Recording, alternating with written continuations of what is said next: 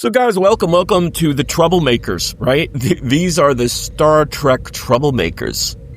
In particular, focused on the Next Generation Troublemakers. I was just thinking, all these great characters that people have this sort of love-hate for. There you go, a love-hate. Now, I'm going to focus on the Next Generation Starfleet officers. I mean, you can look at Q, of course, as a troublemaker. You can look at other guest stars or, aliens and such. Even Tamalaka. I want to concentrate on the Starfleet troublemakers. And let's start it off with Dr. Katherine Pulaski taking over for Dr. Beverly Crusher, of course, when Gates McFadden was sadly fired from the show. Now, of course, Dr. Pulaski, she serves as the chief medical officer for the second season, and she was known for her pragmatic approach, much more about traditional medical practice over the advanced technology. Of course, she would use all the 24th century goodies and toys, but she was very much a natural, maybe you even say holistic or natural, practicer in medicine. And of course, she had a big clash with Data and Picard. I'd say more a clash with Picard, because Data, as I remind people, he might have been a little bit upset, or she called him Data, and you're just a machine or such. And then she warmed up to him. But Data didn't have his emotion chip back then. He was not hurt by it truly. And I could say and argue that he could even have been helped and challenged by it. But she definitely was, by any definition, a troublemaker. Now we have, of course, Captain Edward Jellico, one of my favorite actors.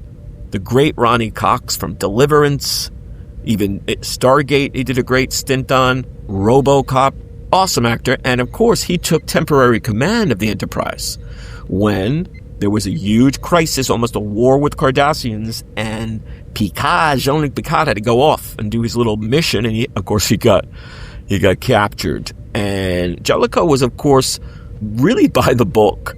And I think, of course, this is why he clashed. It's not like he was, people say, maybe abusive, he was, harassing, or I think it was just more really by the book. He went in there and said, let's see your, warp core efficiency. I want to do, different shifts, rotational shifts.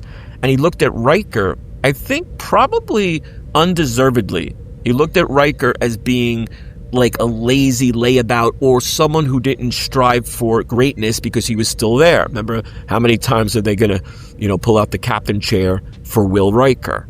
I guess there's a line or a moment with Picard. He's like, why doesn't he want to go on? And you have that confidence in your first officer. Picard is like, yeah. And he finds, maybe reluctantly, that Riker is a damn good officer and a pilot. But Jellico, by any measure, was a huge troublemaker. And I loved how he slapped good old Deanna Troi, Council Troi, into a real uniform. Let's go to Ensign Ro. Ensign Ro, of course, she was that Bajoran officer with a troubled past, right? She was a Bajoran. She suffered through the war. She was a freedom fighter. And she, even though she became a Starfleet officer, she still had like a distrust of them, or, putting them at lengths, at arm's lengths.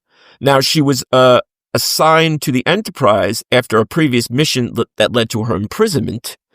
And she was kind of like a political, pundit liaison, like a connection for Picard. But she did earn her place on the crew, right? Always being what? A rebellious, sort of independent troublemaker. She challenged authorities. She clashed with her superiors, including Commander Riker. But her story arc really, I think, underscores, right, the theme of loyalty and identity because of who she was. And she was still loyal to Starfleet for a while, but then, of course, she joined the Maquis, which really revealed her freedom fighting bent and focus. Michelle Forbes, such a great actress. I loved her. I don't know if you guys know, she was offered 2 roles after after Next Gen. They wanted her in Deep Space Nine, which of course Nana Visitor became for Kira Nerys, and then they wanted to put her on Voyager. And both times she said no. And I can't help but think how both shows might have been better. I love Nana Visitor, don't get me wrong, but it would have been great to see her in Deep Space Nine and or Voyager. Wasn't to be. And finally, we have broccoli. You like broccoli? Well, we have Reginald Barclay, Reg Barclay, and of course he was the engineer, the brilliant engineer that suffered a lot of anxiety, right? He couldn't sort of cope with certain things with the stress, especially specifically social anxiety. And he was always plagued by that self-doubt, that insecurity. So, of course, to alleviate and to cope with that, right, he'd go into the holodeck with these elaborate fantasy worlds. And they were so fun, right? Hollow pursuits. Then he became like a super genius entity for some alien, radiation or into his mind a probe. So one of my favorite characters, Dwight Schultz, is one of my favorite actors.